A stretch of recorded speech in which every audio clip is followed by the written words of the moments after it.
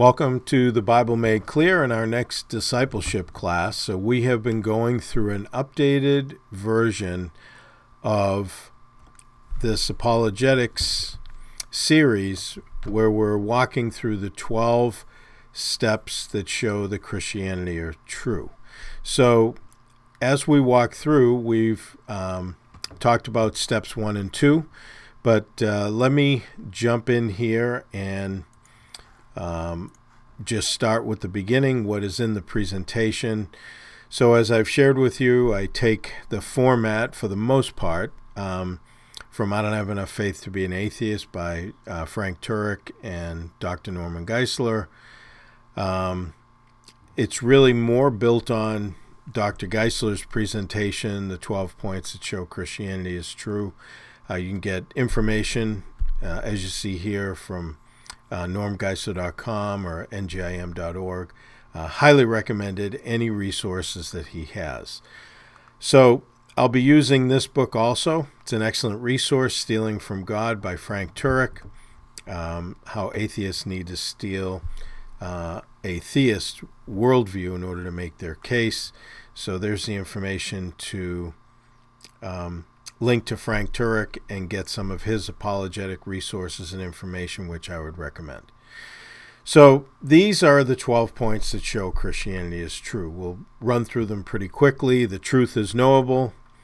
Once you establish that, the opposite of true is false. It is true that the theistic God exists, and that's because it's the only God that can exist logically, reasonably, based on what we know and how the universe functions and what we know of reality. And that's the logical conclusion of the first two. If God exists, miracles are possible. Miracles can be used to confirm a message from God. The New Testament is historically reliable because obviously those miracles confirm the messages of the Bible, Old and New Testament. The New Testament says Jesus claimed to be God. Jesus' claim to be God was miraculously confirmed by his fulfillment of prophecies about himself, his sinless and miraculous life, the prediction and accomplishment of his resurrection, which is tough to get by, right? Therefore, Jesus is God. That would have to be the conclusion. Whatever Jesus, who is God, teaches is true. Jesus taught the Bible is the Word of God, and therefore it is true that the Bible is the Word of God. Anything opposed to it would be false. These are pretty straightforward and comprehensible and easily understandable logical points that flow one to the next. Now, it's the development of a logical argument, so we're reasoning our way through this. That's why it's an apologetics presentation. It's a defense for the Christian faith. That's where we get to ultimately. Now, we talked about the truth about reality is knowable. Obviously, we can't really function in the world without it. Once you know that, the opposite of what is true obviously has to be false.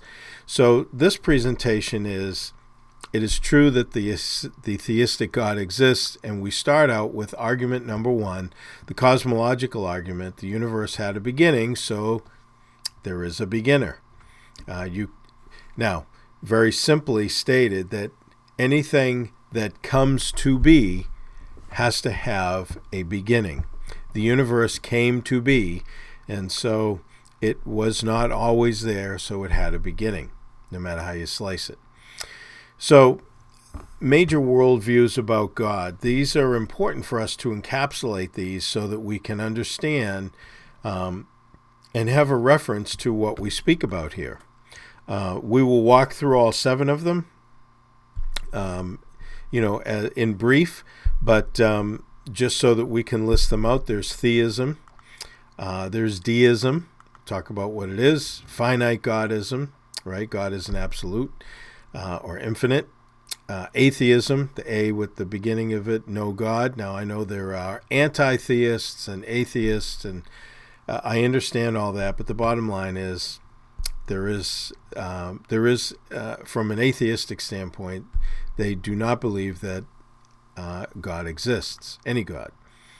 pantheism, which is all is God, panentheism, which is similar, and then finally polytheism, poly meaning many, many gods. So let's take a brief walk through these. It will help us understand where we're at and also what each position has as its basis. Okay, so theism, God created everything that exists, and so you have the example of the hand holding the globe because God is big enough to create the world and control it. And so these little pictures here will represent these worldviews. So theism says that God is not part of the world but transcends it. To transcend means he is beyond the world. He is, if you were a carpenter and you made a chair, you are not the chair. You transcend that chair. You are beyond the chair. So the same way, God is not part of what he makes. Okay? That is theism. God does miracles, and God can also interact with the world. Now, obviously, the first miracle is the creation of the universe, and there is nothing that would prevent him from interacting with the world on an ongoing basis, and there is continued evidence that he does interact with the world in an ongoing basis, even to discuss the fact that life continues to exist. Life in every aspect continues to exist because God exists. Life in that sense is almost like music to the orchestra. If there was no God, if the orchestra stopped playing, you would have no music. So if God was not there, you would have no life. He is the sustaining, infinite source of all living things. And so, anyways, I don't want to digress and get into all that, but basically, theism simply says that there is a God that created everything, and he is separate from everything that he created. Deism, God is beyond the world in the same way. He's not part of it. However, God is not part of the world, and he transcends it like theism, but he does not do miracles, and he doesn't interact with the world. So deism is different in that way. In other words, God is separated from his interactions. Now, this is obviously a self-defeating argument very simply because you would have to know enough about God in order to say he does not interact with the world. However, if you know that much about God, then he is interacting with the world in order for you to understand him. So just so that we understand, there's some basic flaws in logical thinking and analysis when it comes to all worldviews other than theism, which we'll talk about. Finite Godism, God is limited in power and perfection. Now, obviously, you see the hand here showing that the world is too big for God to control. This has been the conclusion of many that want to believe in God, but they see evil in the world, so they figure, well, God is just not powerful enough to control the evil, to prevent it, which is not true. However, that's how some people just deal with the situation or the issue philosophically so that they can accept it based on their own criteria for how they want to understand God. But be that as it may, this is Finite Godism. A finite God created the world, but God does not completely control the world because he's finite. Now, by definition, if he's finite, he would probably be part of creation, everything that exists, because everything that exists is limited in its scope. But again, different issue. Evil shows God is limited in power and in perfection. In other words, the assumption is if God exists, he would eliminate evil right away. Now, that also brings up a philosophical problem and a logical problem, because if God's going to eliminate evil and people are evil by nature, which all the evidence shows, I mean, you don't even need a Bible to see that, then now who is he going to start with? Well, obviously, if I was going to take that position, I'd want him to start with somebody else, wouldn't I? I wouldn't want him to start with me. Then the problem is when he does start with somebody else, like when we deal with the Canaanites, God using Israel to go in and, destroy the Canaanites, then people take issue with that, and they think that God is immoral, though they say that they don't believe that he exists because of the evil, but then they also want to use that as a moral argument against him. But the problem is that God, in a sense, can't win with people that are not logical and people that do not think straight. And let me be clear at the beginning. If a person has a broken leg, they cannot walk right. Their leg does not function right. If your arm is broken, it doesn't work right. You still have an arm, but it just doesn't work right because it's broken. Well, there's a lot of people that have broken thinking. They can think, but they can't think properly. Their thinking, just like a leg that's broken, will not support the weight of your body. If your thinking is broken, your thinking process cannot support its own principal beliefs and claims. So that's where the logical contradictions come in. That we talked about that in the previous videos where we went through the Roadrunner tactic to show how you turn a statement around to decide and analyze it to see whether it supports its own principal claim. But be that as it may, the point here is that if God is limited in his capability, then he obviously cannot control the world. But that doesn't mean that, now, again, this would be a God that is really not an infinite God, so he probably would not be able to create everything, be powerful enough to anyways, because he's finite and he has limitations. But if you have a God that is finite and has limitations, then yes, evil is going to exist. But the fact that evil exists right now does not mean that God is not capable of destroying all the evil and getting rid of it. We discover, as we look into it, that God has a plan for removing evil, and that will be done in time. So though it may not be, all evil may not be removed, and if we think about evil like a virus on the computer, it's not all quarantined right now, which the Bible talks about what God will do eventually with evil. He will put it in hell, and that's where it'll be in the lake of fire forever. However, right now, he allows a measure of freedom in humanity for people to make decisions, because they have to be able to make decisions to either love or hate him. And so from a Christian worldview, we would say that God allows freedom, human freedom, in order for people to make a decision for Christ. I mean, if he was going to eliminate all evil, he'd eliminate all people and nobody would be saved. So again, we're kind of getting ahead of ourselves here, but either way, in this situation, God does not do miracles, not because he doesn't want to. He does not possess the capability and the power to do them. He is finite and limited. Atheism, obviously, there's no hand here. No God exists, whether it's an infinite or a finite God. Evil exists, and to them, that's evidence that there is no God that exists, even though without God, you can't define evil, because you need a reference point. You need to know what's good in order to know what's evil. And you can't actually objectively define good or evil without God, because there's no external referent to where you would place those absolutes. If it's just my opinion, it doesn't really matter. So the atheist is left with the problem of, well, what is evil and what is good? And so what they do is they arbitrarily make up these list of criteria. Well, good is to survive. But who said that?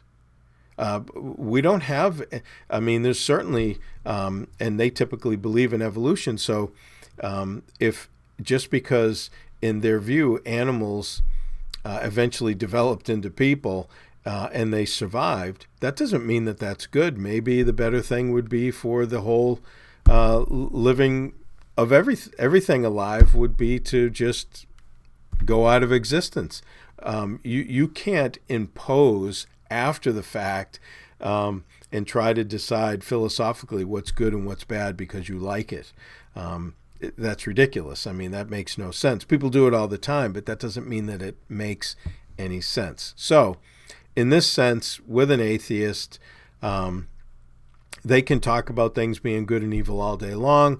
They can use the language and the words, but they're misusing them based on their definition, because you cannot know what's evil unless you know what's good, and vice versa.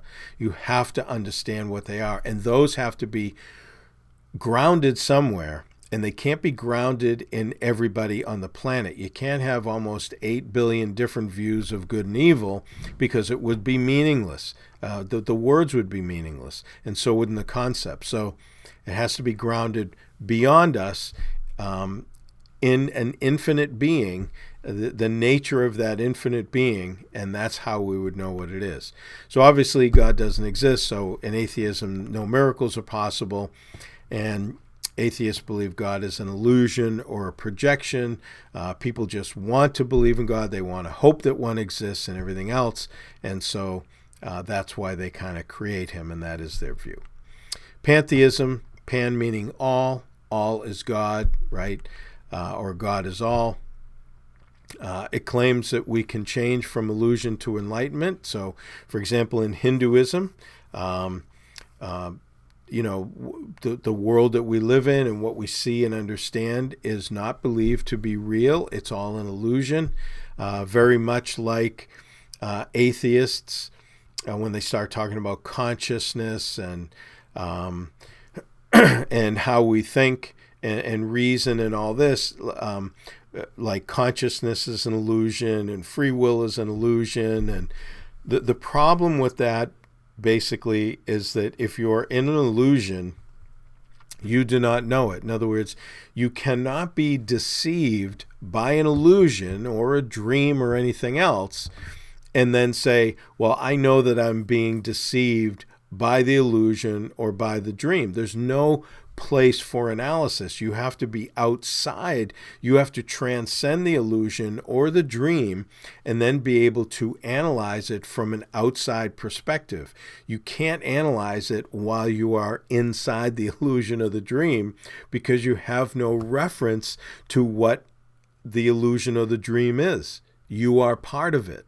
So, again, this is all self-defeating. This is why pantheism simply cannot be true logically, never mind experientially. So, like I say, in Hinduism and other religions based on the concept of reincarnation and everything, the law of karma, they think that eventually they will get out of the illusion into a reality, which again, they all have different views on. So there's no basis for it. And as you can see in the little drawing here, that the hand is all mixed up with the world because God is supposed to be everything. Now, because of this, the logical conclusion of pantheism is that we are God.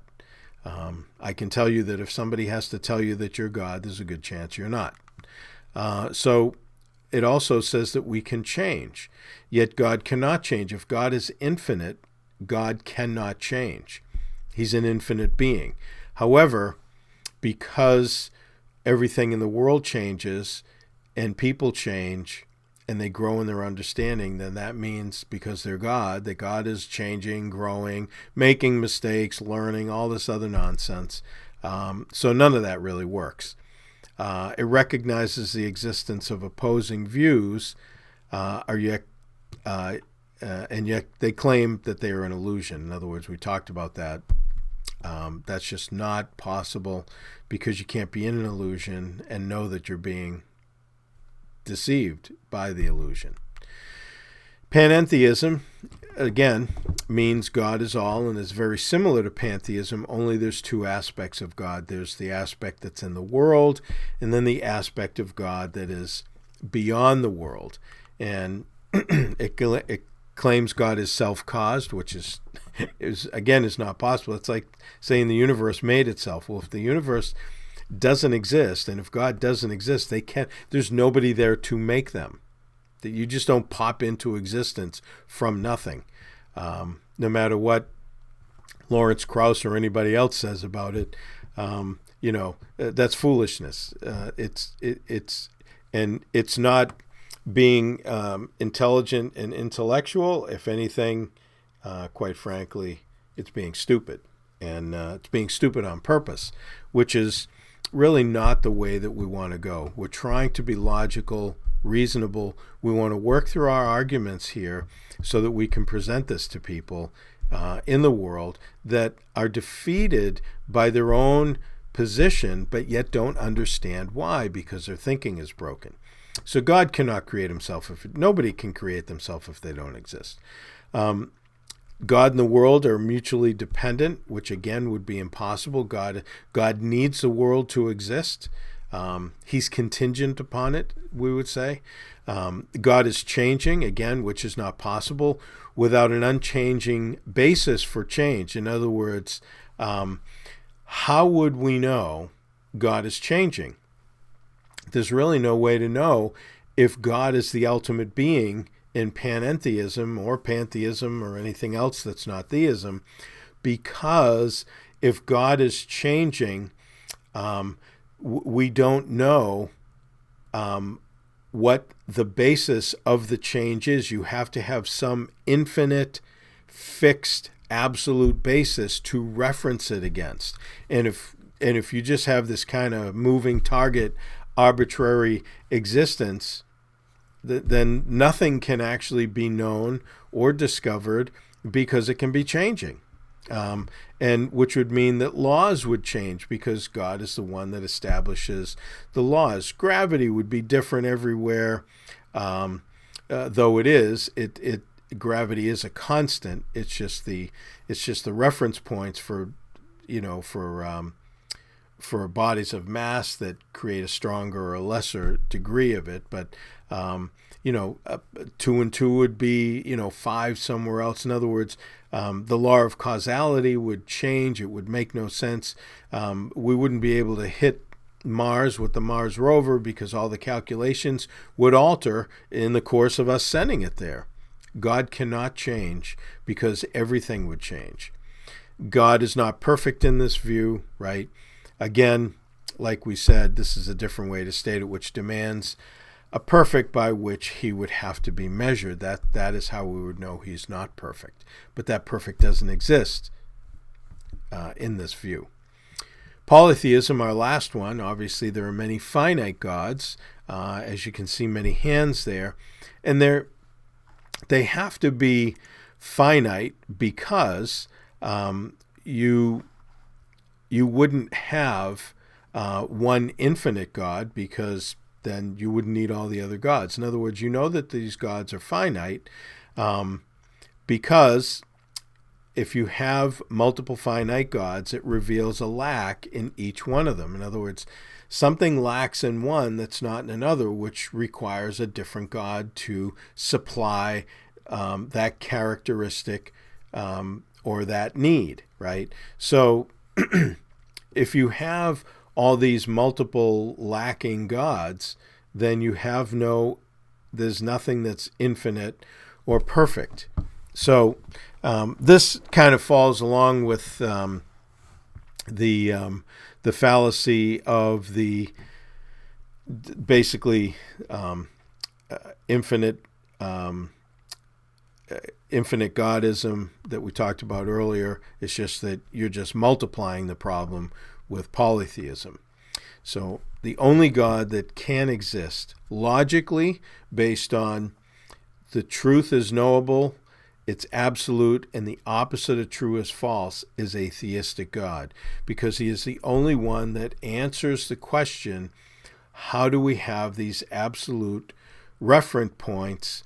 Where do they reside? Well, they're all grounded in the nature of God, and he is the external referent to which all, morals, what is true, what is real, ultimate reality, it's all based in him. So he's the only God. The theistic God would be the only one that could logically make sense with what we know. And again, we're understanding God and what he would have to be based on what we know.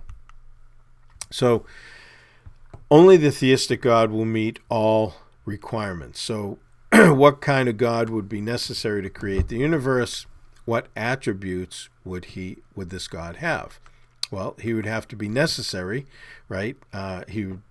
His existence would be required to create the universe. He would have to be intelligent because there is design that is ever so obvious in all living systems and the universe itself. He would have to be powerful because he had to be capable of not only creating everything but controlling it. He would have to be purposeful. He would have to. Design has a purpose. You don't create the universe because you have no purpose. This isn't something you do when you're bored, right? It would be personal. This God would have to be personal because he would have to have a will to create. He would have had to decide to create the universe and have a purpose for it, and therefore that's where the design comes in and everything else. Transcendent, he has to be beyond time, space, and matter because everything that has a beginning is made up of time, space, and matter. They're all together at the same point, at the origin of creation. They coexist as a necessity. And this is Einstein's theory of relativity. So time, space, and matter all go together. You can't remove one or the other. You have to have the space to put the matter in. And once you start with the physical properties, time begins clicking. This God is non-contingent. In other words, he doesn't require the universe to exist. It is not necessary that he has something to aid in his existence, right? He would have to be moral, which is the establishment of right and wrong for his creation. We would know that because we have a sense of right and wrong. This didn't develop through the theory of evolution. This is not part of natural selection and the random moving of molecules. This is the result of a transcendent being that obviously does not just let everything happen the way that chaos and the way people just want to do things. There are laws that tell us that certain things are right and wrong, and then in our function, but then from a moral standpoint, everybody knows that certain things are right and wrong. And we'll get into that in the moral argument, but basically the moral argument, and so doesn't everybody else that tries to deny it, not by what they say, but in their statements and in their claims, but how they react when you do something to them. Their reaction is that they don't want you to do something, and everybody is the same in that because they view it as wrong. So, you want to hurt them? Well, that's wrong. I mean, nobody's going to say, no, I think it's the right thing to do. You should hurt me. I mean, we're living in a culture now that they're so oversensitive that, people are hurt by things that people aren't even actually doing to them. So, which again is another issue. I don't want to digress. And he would have to be engaged, does miracles and intervenes in the world. Obviously, he did the first miracle of creating everything. And so everything else is going to be a miracle to a lesser degree after that. And we know that God does intervene in the world, and he would be unique. He does not have an equal. Not a whole bunch of gods out there. Only one. One ultimate uncaused cause, the original uncaused cause that caused everything. And so we know that because as we walk into this, we'll see we argue from effect back to cause. And the effect of the universe has to have a cause. The cause has to be beyond the universe. Very, very simple. My name's Nick. Hey, Nick, how you doing? Well, I'm good. I have a question about the cosmological argument. Yes, sir. Well, I hadn't heard it references that. I've heard it as the first beginner or the beginning argument or whatever. Sure. But is part of that argument is that God exists outside of the universe? And if he exists outside of the universe, how can we possibly know he exists? Right. We reason from effect to cause. Well, my point is, like, we can't know anything outside of our universe, like you said, with the multiverse in the beginning. So if there was a creator outside of the universe, how would we even be certain that he exists? Because we're reasoning from effect to cause. There are things that transcend the universe, like the laws of logic. Even if he does exist, yeah. Or like, how do we know the creator of the universe exists outside of the universe? Well, from the data, if space, matter, and time had a beginning, then whatever created space, matter, and time would seem to have to transcend space, matter, and time. Spaceless, timeless, immaterial. Why is that so inherently true? Like, why does it have Well, it couldn't be made of space. If space, matter, and time had a beginning, whatever created it couldn't be made of space, matter, and time because there wasn't any space, matter, and time. That's why. Okay. Also, really, the only way to know God in a robust way is if he reveals himself. Just like if you... if I wanted to know you, you would have to reveal yourself to me. I could do some research about you and find you, but unless you really wanted to reveal things about yourself, there's no way I or anyone else in this room could figure them out. So we could say that there's a God out there, like a creator God, but we wouldn't know that much about him other than some of the attributes we already mentioned through this, what we call natural revelation, creation, and conscience. We would know that this being is spaceless, timeless, immaterial, is powerful, is personal, is moral because we have this moral law that is self-evident to us. But we wouldn't know some other things about him, like is he coming to save us? We might suspect it. If it was a God, like how do we know the immaterial thing wasn't maybe plural gods or something else? Well, the reason there can't ultimately be plural gods is because there has to be one uncomposed being. The reason is because everything that's composed is put together by a composer. Everything that's made of molecules is composed. It's put together by an external force. Okay? The thing that puts everything together... Are you saying like everything has design? Like everything that's in space, matter, and time, like physical things, are composed. They're composed of parts. Yes. But ultimately, there has to be an uncomposed composer who wasn't composed by something else, right, in order to have anything. But how do we know that uncomposed composer is like a singular uncomposed composer? Or how do we know that outside of our universe they don't have their own composed composer? Well, ultimately you're going to get back to it. Is it possible that there is some being that created this universe who isn't the ultimate cause? Is that what you mean? I guess so. I don't know. Yeah, well, it would seem if you philosophically work out the data that the best explanation, using what we would call Occam's razor, that you don't multiply causes beyond necessity. Well, that's still only logic in our universe. Like if he is outside. Well, that's what we're supposed to use. We're supposed to use logic. But now we're arguing like whether or not a single outside of our universe creator is truly the optimal one or like the most reasonable one when it's something we couldn't comprehend. Well, no, I think we can comprehend it. In fact, let's look at it this way. Why can there only be one infinite, uncomposed being? And this is kind of a tongue twister, so it's better to see it than for me to say it. Yeah. First of all, an infinite being lacks nothing by definition, right? Yeah, it's everything. Okay. So secondly, for two beings to differ, one must lack something the other has. Right. Right?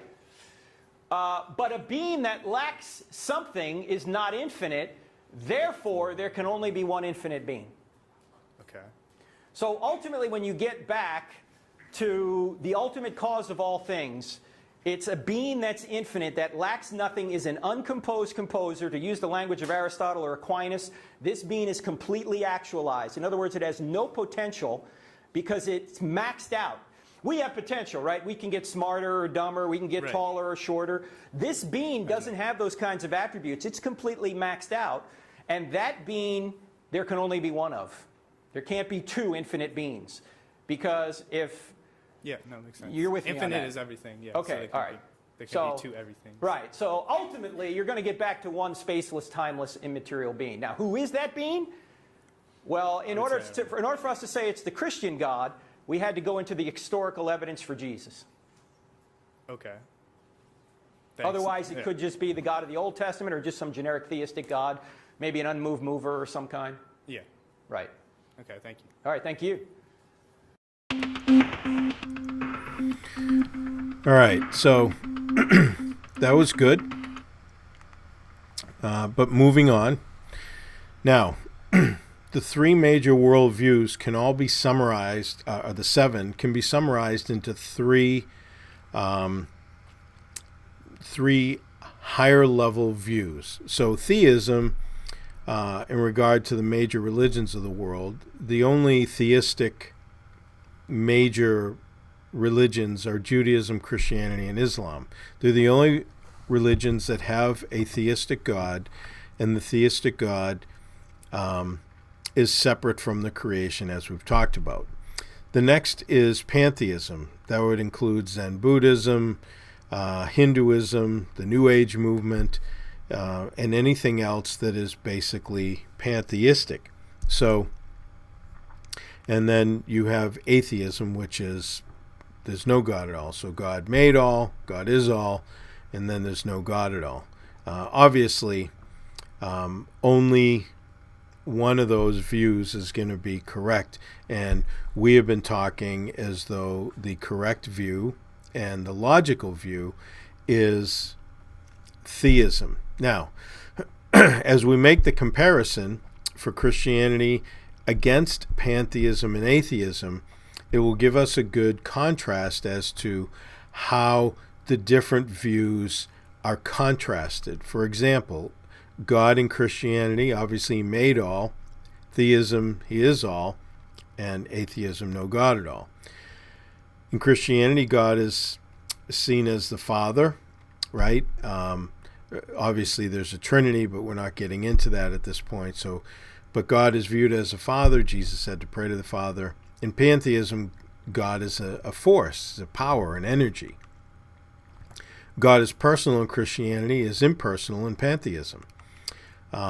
He is only good in Christianity, but in pantheism, he's good and evil. I mean, you've seen the yin and yang symbols, you know, the black and white circle combination there, the balance of good and evil, and so the harmony of the universe as they believe and everything else, and so you have to have a balance of good and evil, and that's why you get your, you got to be in harmony with the universe, and people do yoga and everything else to try to achieve that.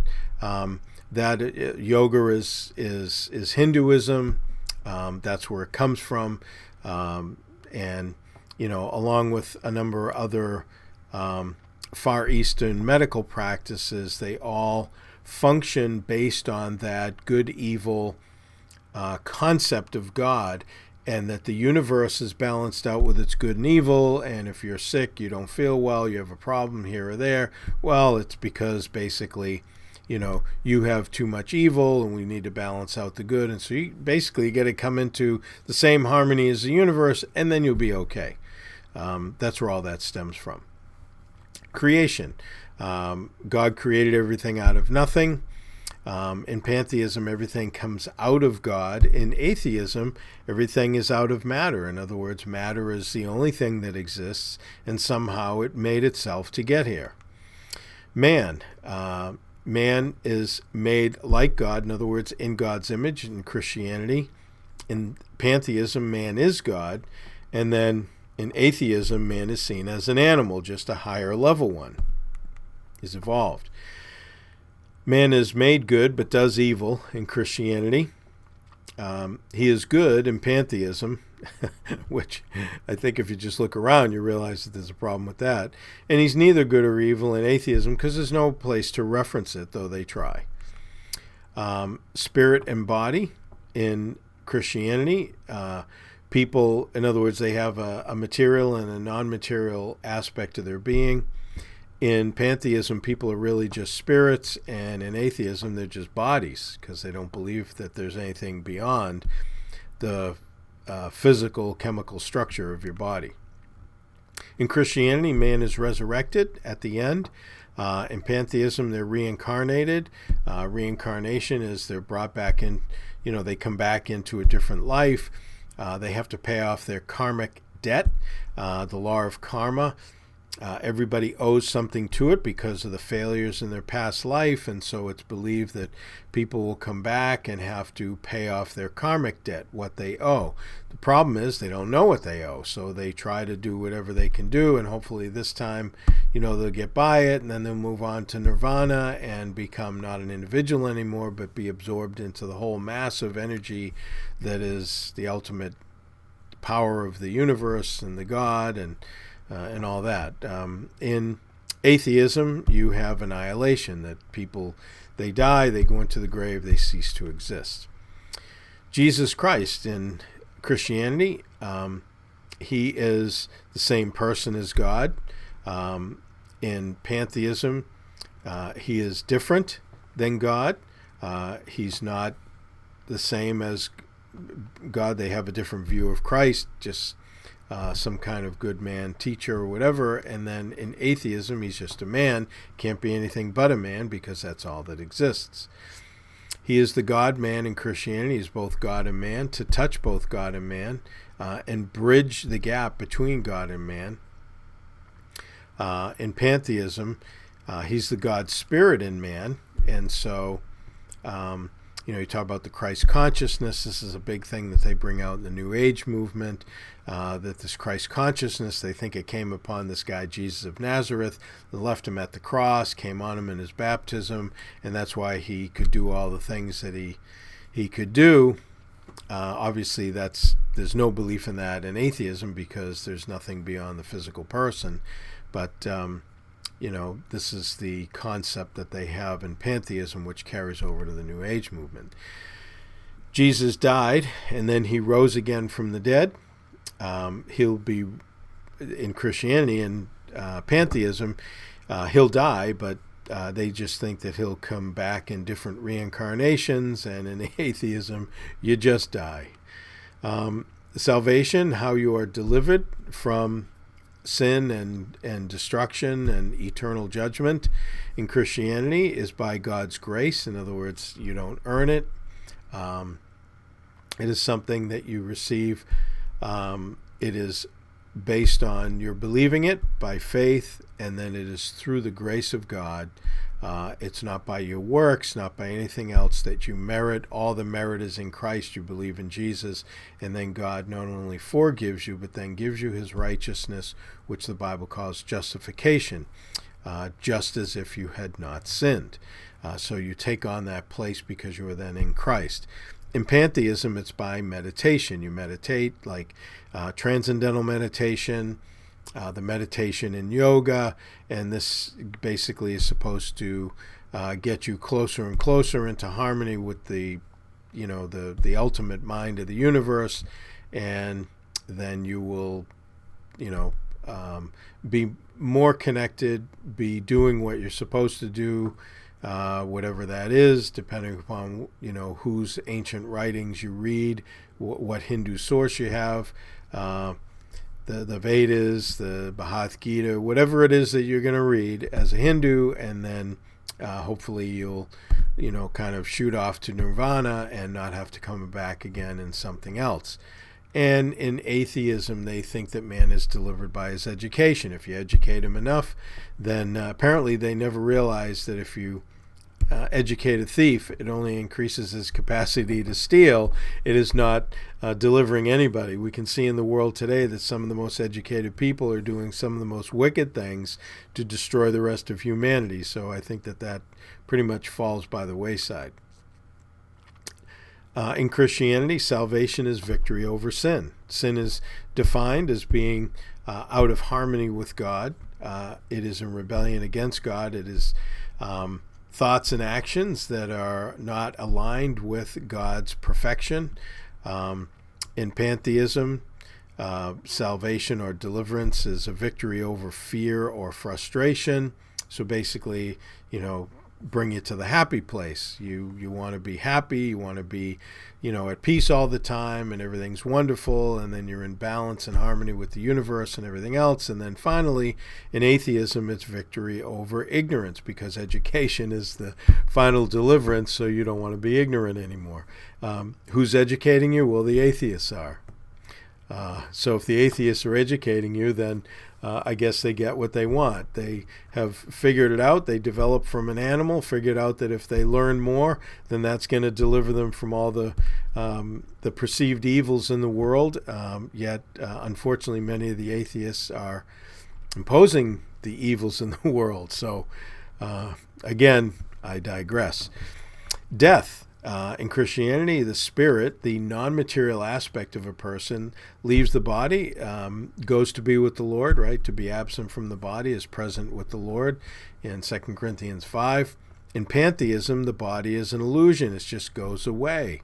So you leave the illusion, essentially, and then you go off into what actually is reality, though we talked about that. You can't know what an illusion is if you're in it. And then both the body and the soul, or would be the consciousness, whatever that is for the atheist, they all die. Heaven. Conscious bliss. You are conscious as a Christian in heaven. You are in a blissful state. You are with the Lord. Your sin has been removed. You are removed from all the corruption and the evil and the sin, which will be quarantined in hell. In pantheism, it's the cessation from desire, because they see desire as being evil. You'll have no more desires, and then you'll be entirely fulfilled, whatever that is. And in atheism, there is nothingness. You go nowhere, and you get nothing. So that is pretty much the comparison that we see here. So, look, all religions can't be true. And, we have quite a few here to walk through for comparisons with Christianity and Islam. I think, though, we're gonna end the video here. We're coming up to 50 minutes, and it'll end up going beyond an hour. There's a number of other issues that we need to go through regarding these comparative religions. Especially, we're going to get into the contrast with Islam, and then, so that we can understand it. And I think, it'll be enough to absorb in the next video. So anyways, until the next time, as I always say, may God richly bless you as you continue to study His Word.